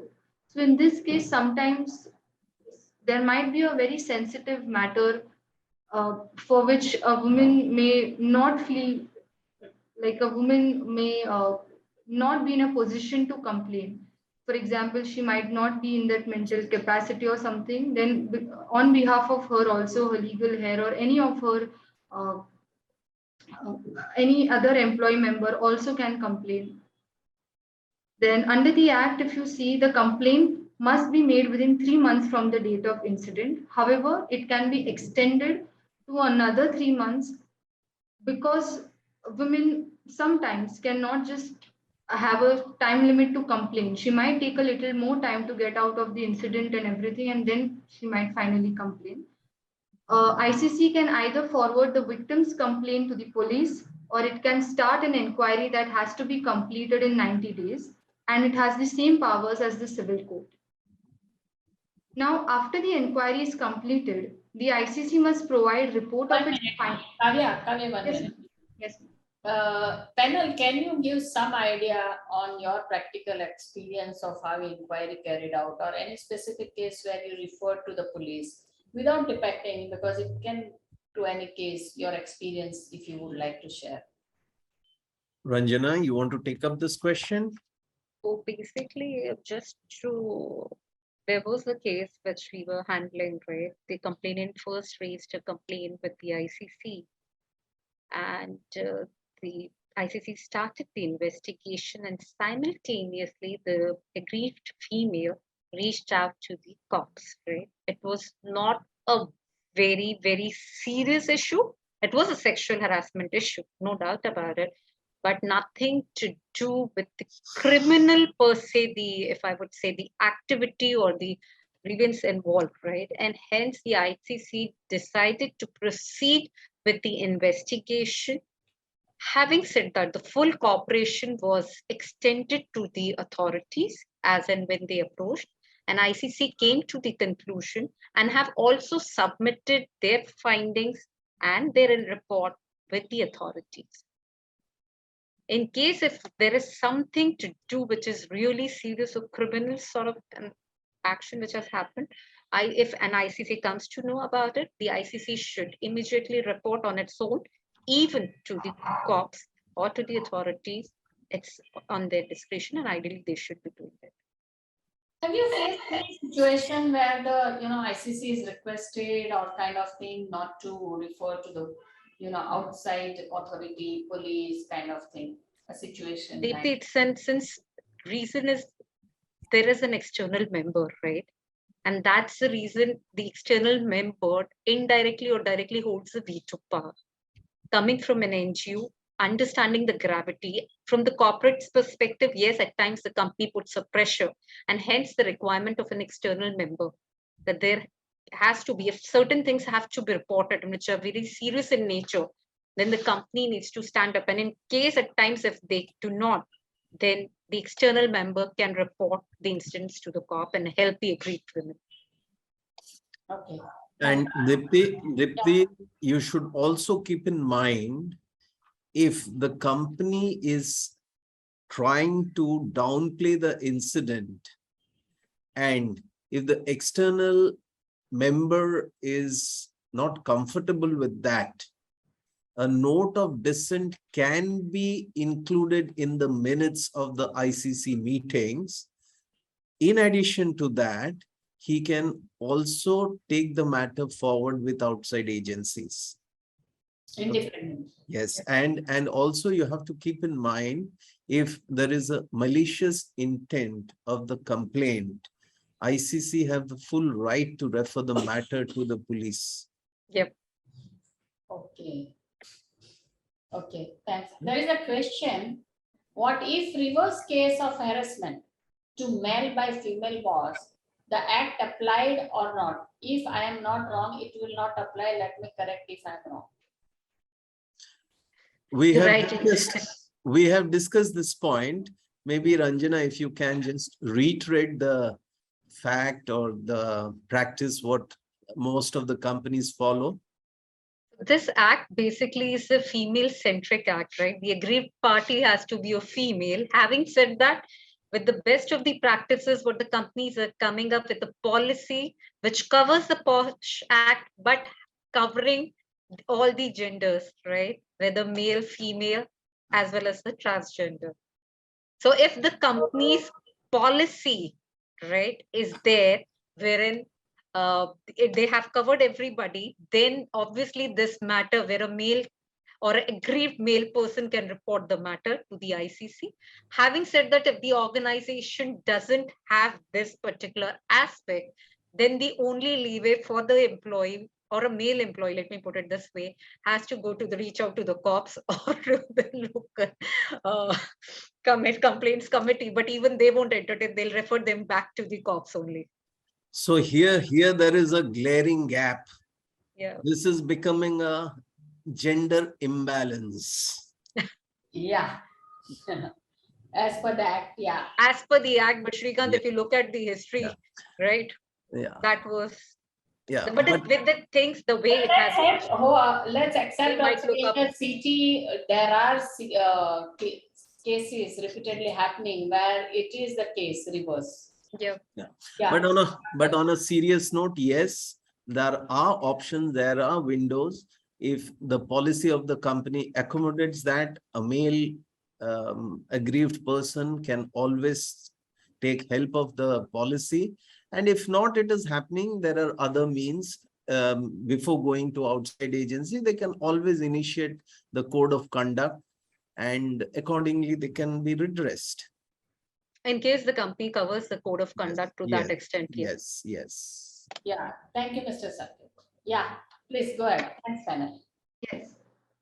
So after the entire inquiry is completed, the ICC must provide the report of its findings to the employer in 10 days. Now here it is interesting to note that even the aggrieved woman can challenge the court's decision, and plus the accused person, the respondent, can also challenge the decision and can appeal to the court. Now further, after the ICC report, if all the allegations of sexual harassment are proved, then the ICC report recommends to take action as per the provisions of the service rules of company. As I said, aggrieved women can also appeal to the court within 90 days. And Section 14 of the Act deals with punishment for false or malicious complaint and false evidence. Now, there might be cases where a woman, out of just because of her name tag or because of her being like showing that she's weak in the society, she might file a false complaint out of maybe revenge or anger or something like that. So ICC may recommend employer to take action against woman or person who has made this complaint, and this is when the act has been misused by filing a false malicious complaint by women. However, Act makes it clear that the mere inability to prove is not equal to false complaint. So, for example, Miss X was being sexually harassed by someone, some of her employer or some of her senior employee, by making unfavorable comments, etc. But she has no record proof of the same. So that doesn't mean that she is making a false complaint, and she cannot she cannot complain her grievances. Now, compliance under POSH. So we need to understand this, that when we talk about compliance under POSH, it has to be done in true nature of spirit and law. It is not just for the forsake of doing it, as earlier Ranjana ma'am and Dipti ma'am have said, that you have to comply with all the provisions seriously and not just a checkbox sort of a thing. So matters relating to sexual harassment are very delicate, and if they are not dealt properly, in the coming time, it can hamper the goodwill of the company and also the reputation. So for that, first and the foremost requirement is to have a POSH policy in the company. So every company shall have a policy for protection of women from sexual harassment at workplace.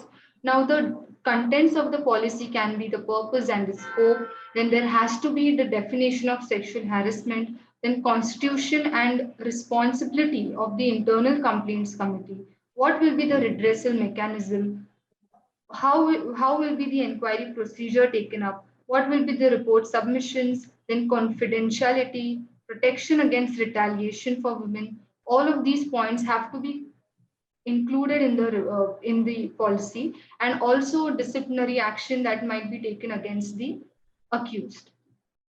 But again, as Ranjana ma'am has already specified, put emphasis on this, that as a matter of good corporate governance practice, a safe and sound working environment shall be set up at a workplace for all the employees, and a policy can state even this.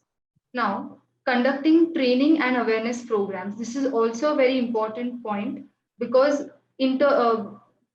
for employees, there might be employees who might not be aware of such an act. So for them, there has to be workshops and awareness programs that have to be conducted at regular intervals.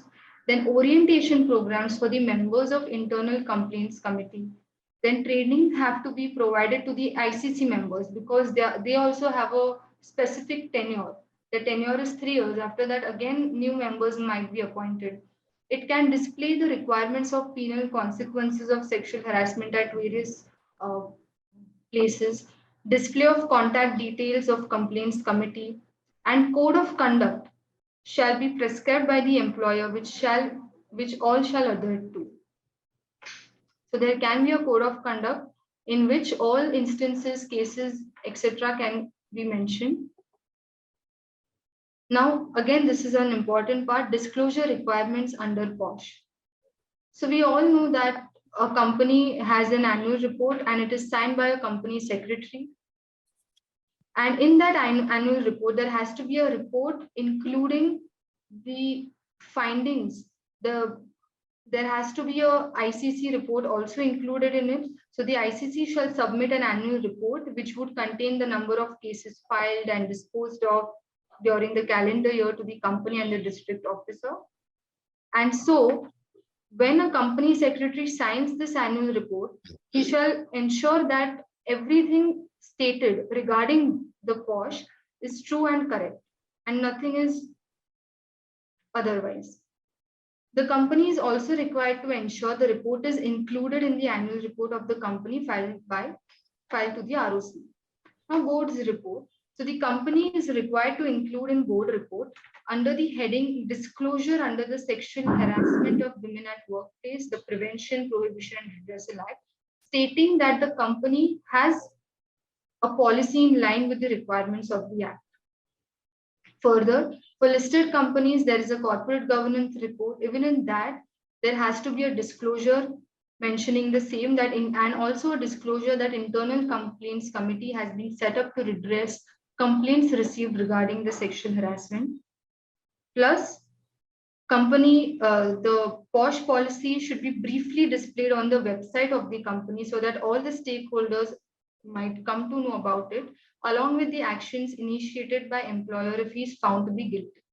Now, effect of non-compliance under Kavya, 1 minute. Yes, Well, now see, can you go to disclosure slide? All these disclosures, it's that to the public. Now, if you say that these are the complaints, these are attended, these are received, and also if you say on the website, you have to write if there is a guilty you found and what action is taken. How it will be taken means how company view, because there will be number of people and there can be complaint and there can be the guilty situation. Now, how it is taken from governance angle, compliance implementation angle, how it is viewed in the public market, investor or a strategic investor, how it is taken if you disclose this all. I think, Dipti, from my perspective, when I look at it, right, from the investor's perspective, it shows a better compliance, right? Wow. It's, yeah. I mean, we have seen a trend, right, when the company was taken over by Aditya Birla regime, right, by Samara and Amazon took over more. The number of cases which were there in those era, right, because of the lack of awareness program being conducted. Right, there was a posh policy in place. There was everything, right? When we took it over, we look back, right? 900 plus stores we have, and we started. There was an ICC, no dispute. There was an external member onto the board, but all of a sudden, when we started the awareness program, right, there was a certification. The company was investing, but not to that tune, right? When we started investigating, the data which was there was very shocking. Yearly, previously, the complaints were 4 or 5 in a year. And all of a sudden, we have seen a jump of 4 to 5 cases in a week. Oh. It has gone to that angle, right? People were not even aware about their rights, unfortunately. We stated we'll do work. One, we'll have a strong ICC across to address. We have formulated region-wise ICC thereafter. Second, impartial. Proper training was given to the ICC members as well.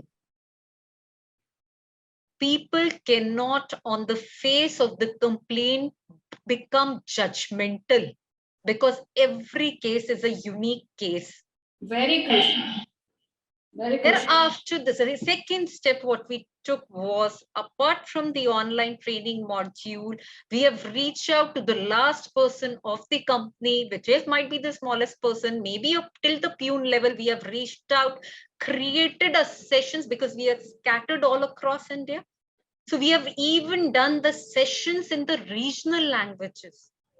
And mind you, it was not only for the females, it was for the male members as well.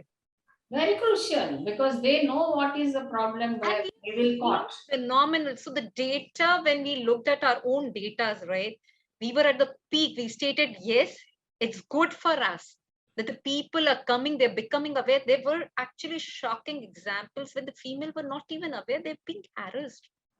They thought that it is normal, somebody rubbing the back, right? And then there was a employee, she raised this complaint, we investigated the matter thoroughly, and the balance female stated, we thought it's a culture, and we were shocked.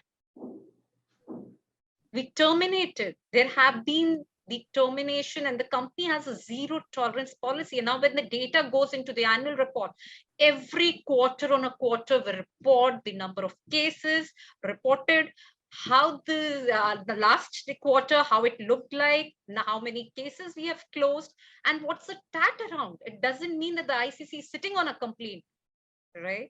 And there is a proper investigation. Each and every recording is there. Each and every minutes are being recorded of the ICC. It is signed by each and every ICC member. So those hygiene levels, once you put it up into any organization, right, thereafter you see that the right culture and the right safe environment is built. And this I've seen from my experience. There are a lot of organizations, for them, the Posh is only a tick box, and who think less number of complaints, less problem, less, it creates that, yeah, everything is in a la-la land, very safe environment. No, even the reporting of the matter shows that there is a right culture and a right policy being there. I look at it from a very different perspective. The more the cases, it shows that the company has a zero tolerance. But if I ask that from market angle, investor angle, They look at it a strong policy in place. that you are taking the corrective action, Dipti. Okay. Okay. Yeah, just to add what Ranjana said, this disclosure requirement is very important, not only from the company's perspective, but for all the stakeholders' point of view. I will just highlight few of the points. Whether it's a prospective employee or a prospective client, something which everybody does is the background check. What type of informations are disseminated to the public? What type of informations are given in the website, in the annual report? That helps the prospective stakeholder to get into or to associate work with the company. That's number one. Second is, suppose there is a amalgamation or a takeover. Then at the time of due diligence, if they see the documentations are proper and the policies and the implementations are in the right spirit, you earn goodies points. Third is, a lot of multinationals, they believe or they have the practices regarding the safe working environment. If these type of things are highlighted on a regular basis and the system is dynamic, again, the company gets a lot of credibility, a lot of good reputation in the eyes of multinational companies. These type of practices also helps to project a good ethical practices and working conditions of the company. In addition to good governance, there is something, a lot of companies, they go for the certification. It's called the Good Place to Work certification. When the Good Place to Work certification is given, they do a scrutiny or a audit of the internal procedures.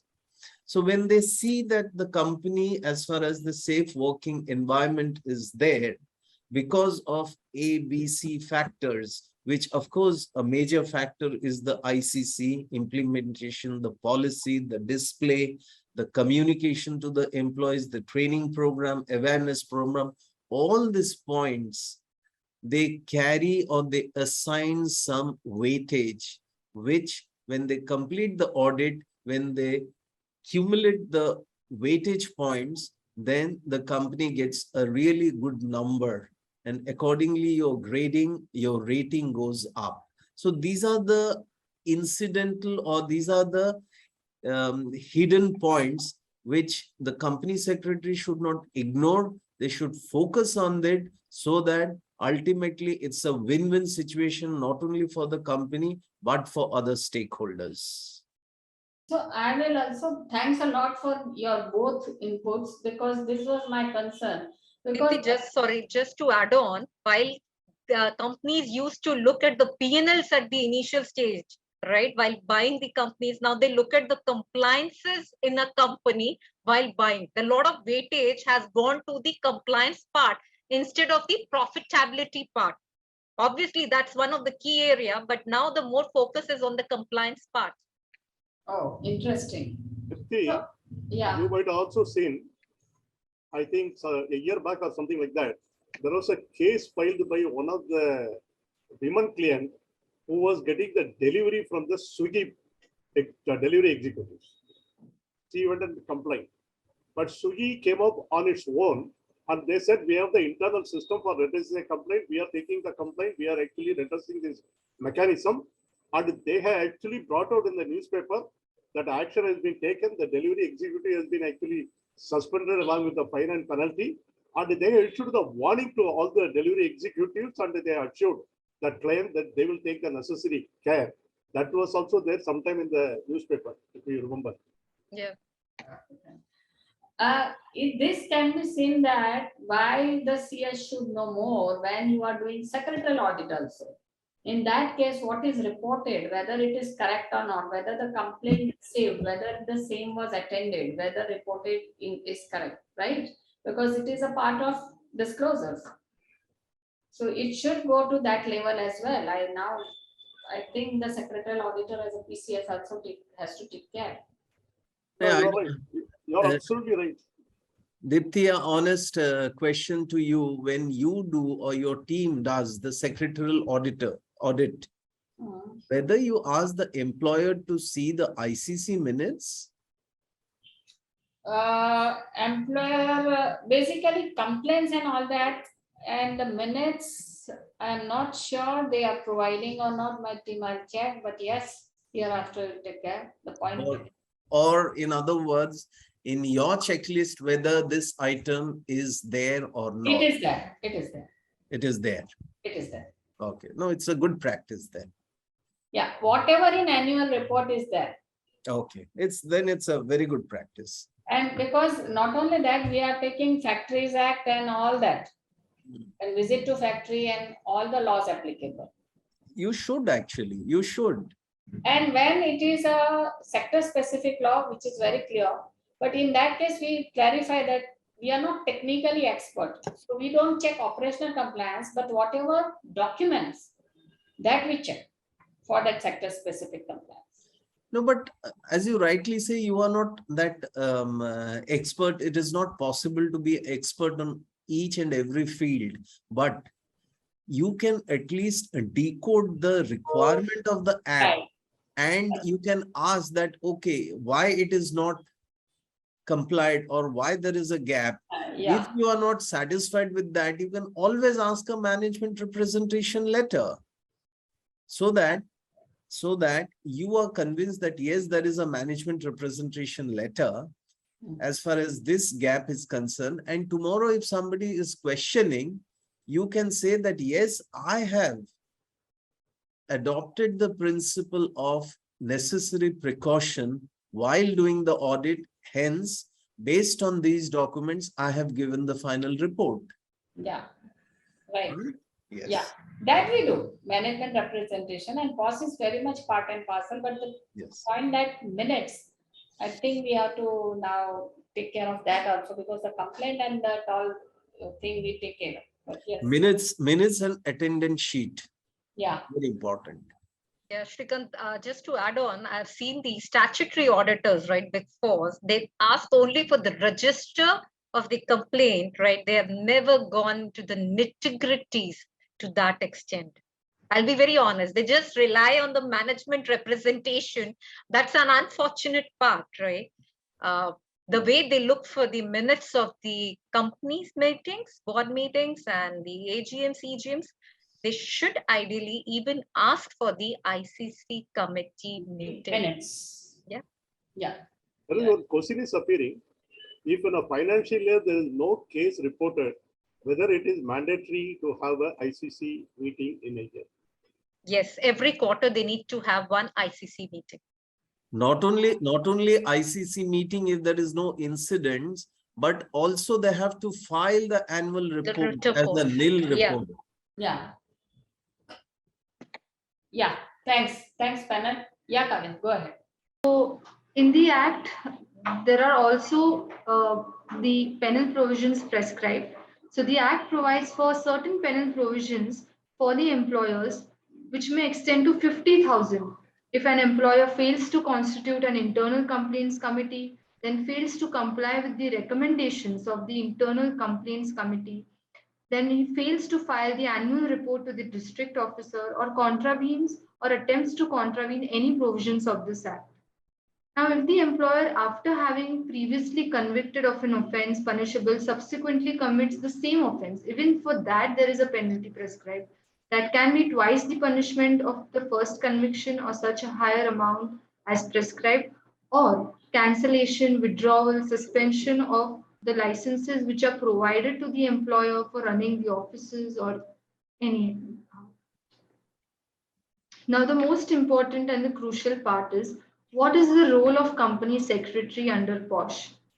So company secretary is not just confined to the responsibilities and duties that have been casted upon him under Companies Act and the Company Secretaries Act, but also he has to comply with all requirements such as contributing in keeping safe and healthy atmosphere at workplace, checking and maintaining compliant status of company, checking if company has formulated the POSH policy, and hence he is not only responsible and answerable to the board, but also he should see the overall welfare of the company. So actually, Kavya, we are talking if there is a specific compliance officer under Posh Act, this compliance as regard to healthy atmosphere and all that is of that compliance officer. If not is there, or if CS is a compliance officer or no compliance officer, then the CS has this additional duty, right? Perspective, the CS has a veto power in the sense, even if there is a compliance officer, she can pull up that compliance officer, because this matter goes to the annual report, to the board report, right? Yeah, and yeah, she's the one, or he's the one to take control of it, right? Absolutely, he's Responsible, also- because they are signing it off. He is a secretary to it. Yeah. And even Yeah. responsible directly, being a KMP and responsible to the board as well for the conduct of the company. yeah, that we covered. But the thing that not that he or her herself, but they have to check whether this Yeah. compliance is done or not. If the person CS is not compliance officer, the person CS has to check with the compliance officer and ensure that the same is done, right? Yeah, Kavya, please go ahead. Yes. So the role of company secretary. So as we all know that he is an advisor to the board, he shall advise the board to implement strict policy on sexual harassment. He can just advise the board, inform the board about serious matters for discussion. He can encourage the board to conduct various awareness and orientation programs throughout the organization for all working people. As a part of management team, he should see whether all employees follow all the rules in true spirit. And as a corporate leader, he shall be vigilant and responsive to sensitive matters. He should be quick in reporting serious matters if he has got to know about some serious case. Then he should take steps for safeguarding the interest of victim, and also should take initiative in reaching out to external committee when he knows that the organization is not capable in dealing with the sexual harassment matters. Now we come to compliance officer under POSH. So now the law has mentioned that it is the duty of a company or employer to be responsible in complying with the provisions of POSH. But as sir and ma'am, you all have already discussed earlier, that the question arises here that who can be a compliance officer for the purposes of POSH? And if it is not expressly stated, then the company secretary can be the compliance officer under POSH. So the compliance officer also will have its own duties and responsibility, such as he shall do a compliance check on the service rules of company. Then he shall constitute internal complaints committee with requisite quorum. And now that we have discussed, he can also be a part of the internal complaints committee. Whether all complaints received are redressed in time, then no complaint should be unheard due to the incapacity of a woman to report some cases. There is a provision to compensate aggrieved women adequately in the policy, and also what all matters shall be transferred to the local committee. He should be aware of all of this and he should be taking the responsibility also. 1 minute, Kavya, go to that slide. Yes, ma'am. Mr. Prasan, if not, the company secretary can be or shall be the compliance officer? By default, it shall be the compliance officer, if no one is appointed. It's a shall be means it's a by default or it is by volition? Panel? As I stated, Dipti, it can tantamount to be a compliance officer, reason being when you are party or a signatory to the annual report, right? You are a party to the disclosure. Ultimately, it's your own owners, whether directly or indirectly. You're a compliance officer. A company secretary is a compliance officer in my view. So by de facto, the company secretary becomes the compliance officer. Okay. This should be mentioned that way. The company secretary by de facto will be the compliance officer, right? Thanks. Thanks, panel. Yeah, Kavya, go ahead. Thank you. Now, the responsibility of complying with the provisions of POSH in true spirit is not only the duty of a specific concerned person, but it shall be the duty of every employee and every individual working in the organization. Act is specifically established to protect women, and so every person shall be aware of the POSH policy. It should be informed and circulated to every employee of the company so that tomorrow, if something happens, the employee cannot escape saying that I didn't know about it. Companies shall treat the POSH compliance as any other important compliance required to be fulfilled. So under Companies Act, we have several compliances to be fulfilled. For example, we need to have a CSR committee, etc. So in this case, also a company should not neglect the compliances under POSH, but should be vigilant in taking care of it. Companies should be encouraged to form POSH committee constituting of such members as necessary as a part of good corporate governance practice. Now, this is not prescribed anywhere. It is not mandated by any statute or law, but as a good corporate governance practice, a company can have a POSH committee which will review the performance of the ICC members and also will review the POSH policy and give their recommendations on the same. There is one question here. If the ICC is constituted through the board, CS shall be deemed to be act as a secretary to the committee as well as compliance officer by default. Okay, thanks. I think it's a comment. Thanks. Kavya, go ahead. Yes. So there was a recent case on POSH. So in September 2021, Justice J.S. Patel of the Bombay High Court has formulated certain guidelines. So how the POSH, how the cases have to be treated under POSH. So for the guidelines were that all hearings will happen in camera and not in open court. Judgments on merit of case will not be uploaded. Prohibition on publishing names, address, or other personal identifiable information of the parties is must. No witness's name will be mentioned, nor their addresses will be stated anywhere. Witnesses have to sign statement of non-disclosure and confidentiality. And media and all other public to ensure strict compliance, and any failure would be a contempt of court. Then any advocate, parties, witnesses are prohibited from disclosing the contents of the order or judgment and filing it to media, or even if they cannot publish it on social media. There will be no online or VC facility, only physical presence will be entertained.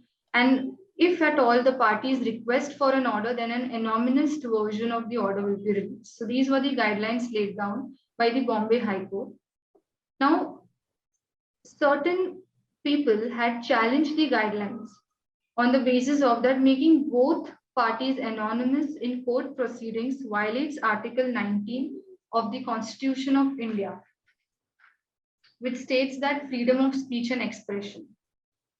It states that High Court order suffers from grave illegalities, as in the matters of social justice and women empowerment. Public discourse plays a crucial role in shaping the nature of legal entitlements delivered to women. And it also goes against the principle of open court. So that is why petitioner had challenged these guidelines before the Supreme Court. And after that, after 6 months, Justice G.S. Patel, who had passed an earlier order, acknowledged that it remained to be noted that it is case specific. So all the guidelines will apply to only specific cases, and the guidelines can also be revised and modified as and when required. But now again here, which specific cases it applies to, it is not mentioned. So there was a Justice J.S. Verma committee formed after the Nirbhaya case in 2012. And this came into picture due to the demand that the people involved should be given the strictness of the punishment. So because the incident was so serious and heavy, that is why the people took a lot of, they kind of had challenged that we should be given the strictness of the punishment and not just any law or committee or any specific provision should be there. Now, Government of India formed the J.S. Verma Committee to give better guidelines on how to make better laws, not only related to sexual harassment, but also otherwise. And interestingly, Mr. J.S. Verma was the Chief Justice of India during the Vishakha Guidelines, that is in the year 1997, and he was the one to pen down the Vishakha Guidelines at that time as well. So certain recommendations which were very useful but have not been implemented. So first he noted that there should be an employment tribunal. So instead of having an internal complaints committee, an employment tribunal should be set up for the experts to investigate matters. Just like how we have NCLT, in the same way there shall be an employment tribunal so that women can go and complain their grievances in the tribunal. Power to form their own procedure. Now it is suggested that instead of following one single procedure, that is, we know that internal complaints committee have the powers of civil court, but instead of following that one single procedure, the tribunal should be also given the power to form their own procedure to dispose of cases in the speedy manner. Expanding the scope of the act, so we have already seen this, that even the domestic workers have to be included within the purview of the act. Broadening the scope of definition of sexual harassment, which will also include any unwelcome behavior. And most important, that it should be the responsibility of employer to ensure that sexual misconduct, first of all, it should not take place in any work, in any organization, in any establishment. So there should be a strict code of conduct. There should be a good posh policy, and that is why no sexual misconduct should not take place. And even if it does, the complainant should feel free to report such cases. He should not be threatened, or he should not feel scared, or he should not be deprived of his right. Also, if the employer fails to forward any case to the tribunal, it would be liable to compensation to the complainant. So these were the recommendations given by the J.S. Verma Committee. Now we go on to relevant case laws. Be fast because we are having time crunch. Okay. So be fast on the case law. Try Yes. to. Yeah. So I will be talking about 3 case laws here. First is Ruchika Singh Chhabra versus Miss Air France India.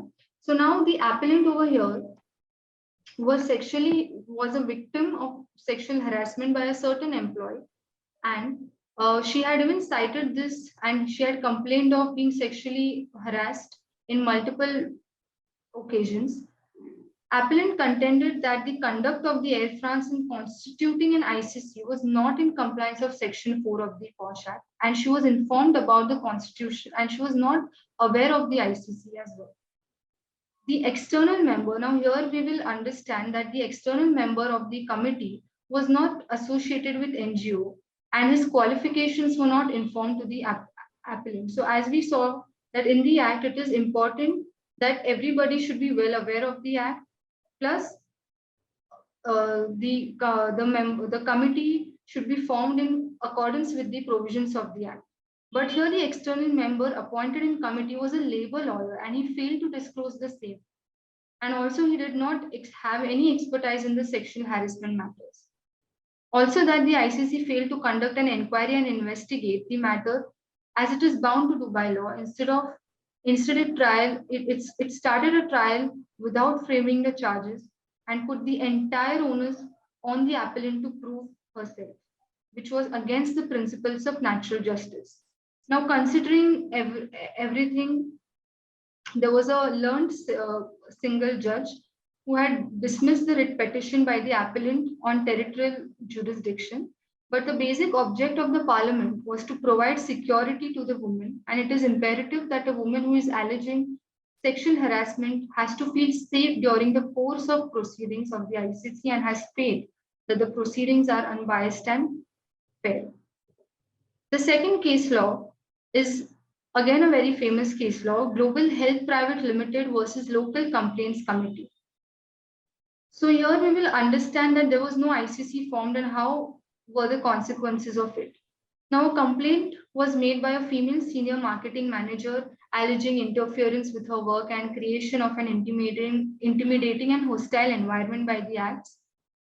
Also, her complaints for protection and support were left unattended. So finally, she filed a complaint with the Women Welfare Section of Ministry of Women and Child Development, who forwarded her complaint to a local complaints committee because in her organization there was no ICC formed. LC on the local committee on inquiry issued directions for disciplinary action and imposed penalty for failure in constituting ICC. Now the arguments that had taken place were that the allegations did not mention sexual harassment. Hospitals stated that they had an internal committee, but again on the findings, again when a representative of the local complaints committee visited the hospital, it was found that there was no internal complaint committee formed and there was no notice board also put in place. The observations were that the word sexual harassment should be interpreted broadly and should not have a narrow meaning to it. Arbitrary termination of employment. So here the female employee was terminated without issuing notices and emails out of anguish, and whatever her complaints were left unattended. Managing director was not serious for sensitive matters and was held to be irresponsible and non-cooperative. So finally, the court awarded a compensation of rupees 25 lakhs for all the pain and suffering the women had to go through during this entire process, and the compensation had to be ordered to be paid in 8 weeks.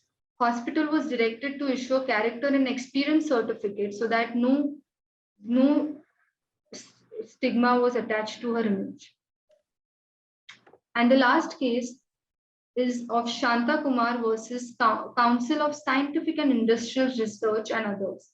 So in this case, we will see that there are instances where the court does not determine an act as a sexual harassment. So the facts of the case are the petitioner was working in a laboratory and the respondent the respondent number 2 or 3 entered and stopped all the machines and pushed the petitioner outside the laboratory and locked it. He used abusive language towards her and derogatory language.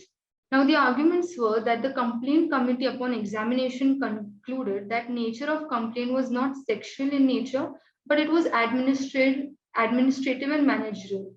However, the petitioner alleged that because the respondent touched her arms and there was an unwelcome physical contact, it resulted into sexual harassment. And she also contended that the complaints committee lacked application of mind. Now here the court has held that any physical contact or advance would amount to sexual harassment if made in context of sexually oriented behavior and not otherwise. A mere accidental touch will not amount to sexual harassment even if it is unwelcome or derogatory in nature. So in this case, the woman can file a complaint under any other law, but it will not amount to sexual harassment. The court held that. So this was the end of my presentation. I would like to thank Dipti ma'am and Bala sir. I would also like to thank Ranjana ma'am, Srikant sir for having me, and I have got to learn a lot. Thank you so much. It was very nice. You have presented all the facts and you have taken us to the various case laws, etc. My appreciation to you. You have done a wonderful job. Thanks, Kavya, because let me tell that Kavya is our intern only and it is out of box subject. She has worked hard and tried work and give inputs to a very great extent. Very good presentation, Kavya. Panel, Ranjana and Mr. Prashant, thanks a lot for your time, your contribution. You have added so much value to the knowledge of each and every participants with your practical experience, your thought-provoking process, and you created a lot of issue and attention of the participants. And I think it was wonderful, your contribution. Thanks a lot to both of you. We are greatly benefited with your practical experiences, the tips what you have shared with us actually. Because in our time, this law was not there. As I said, we were working with the model standing order, etc. and all those things, but theoretically we know what is it. But today, you have really, really enriched the knowledge. I am very grateful. I personally got enriched the continuous education on my career at this time. Thanks a lot. Thank you so much. Thanks, panel, Ms. Ranjana and Mr. Srikant. Thanks a lot. Thanks, entire participants, for your time. Thanks a lot. Thank you. Thanks, Dipti. Thanks, Kavya. Thanks, Bala sir. Thanks, Ranjana, and all the participants to make this session enriching. And in the process, we have also learned a lot. Let me be very honest with you. Thank you, everyone. Thank you, Kavya. Thanks, Dipti. Thanks, for Srikant. calling us. Thanks. Thank you very much. Thank you so much. Thanks, everyone. Thanks, Atul. Have a good weekend. So I was slightly late. Thank you very much. So Atul, you have acted like Indian, the police in the films. Climax. Everything is over, then the police arrives. So you have enacted the role of Indian police in Hindi movies. He has come to the closure of the session. Yes. Good to see you. Yeah. Thank Right, sir. Thank you. you. Thank you, Thank Ranjana. you. Thanks for Thank your you. time. Thank you. Bye. Thank you, everyone. Bye.